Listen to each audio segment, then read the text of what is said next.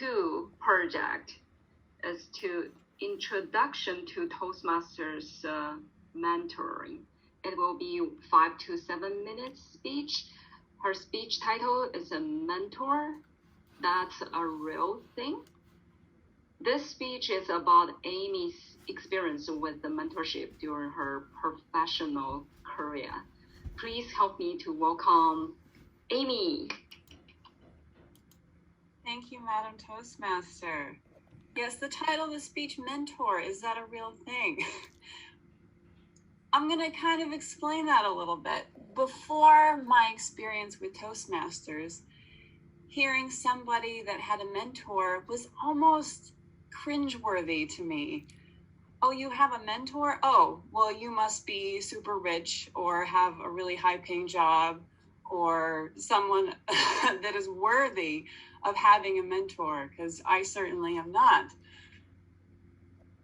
Coming to Toastmasters really kind of flipped my perspective and my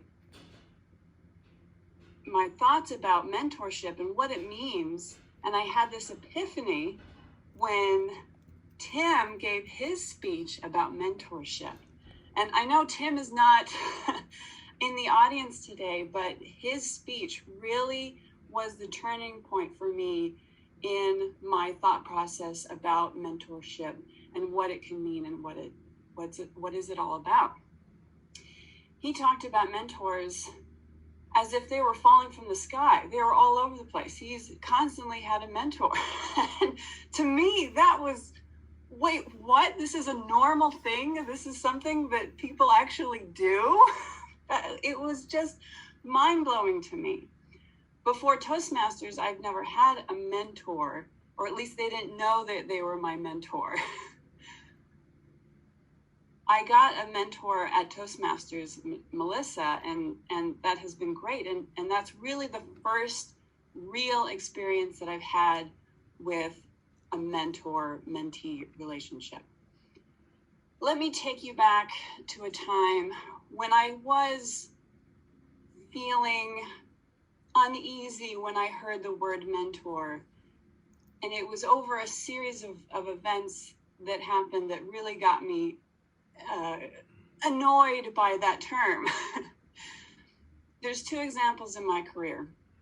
The first one is I lived in Australia for a while. When I came back, my friend had said, hey, contact me if you need a job when you get back. I'm like, okay, great. So I needed a job when I got back because I didn't have anything. So I called her. She said, yes, come down for an interview. Great. I had their interview. I was going to be an assistant designer. This is experience that I've had. This is what I was doing before I went to Australia. I'm like, okay, I can do this. This is great. I get hired. I come in on Monday to start this new job as a assistant designer. And they said to me, oh, no, you're not going to be the assistant designer. You're going to be the production manager for all of our production. And I'm going, do they know that I don't have experience with this? I talked to my friend going, I don't know what I'm doing. I've never done this before. How could they ask me to do this? And she goes, Amy, it's okay. Calm down. I am here for you. I'm going to help guide you every step of the way. Don't worry. We got this. And I'm like, okay, whew, what a relief. I have someone to help guide me. 1 month later, she puts in her notice that she's going to another company.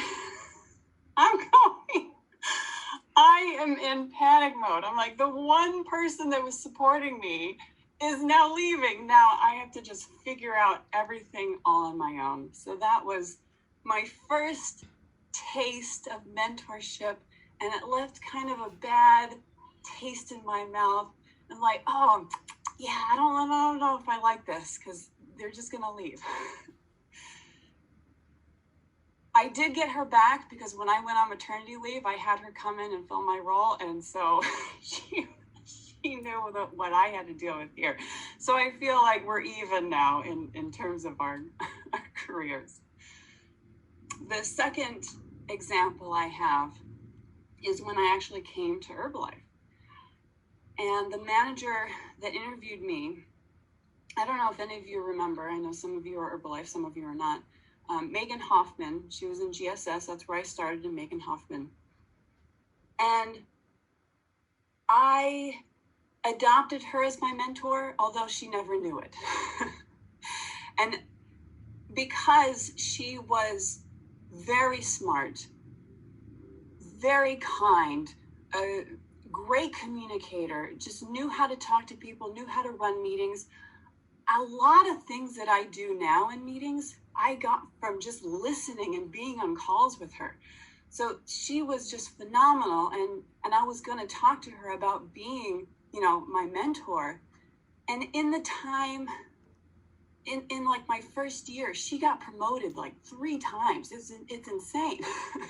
So she didn't become my manager anymore, but she became their director, and it was just amazing. And then she left.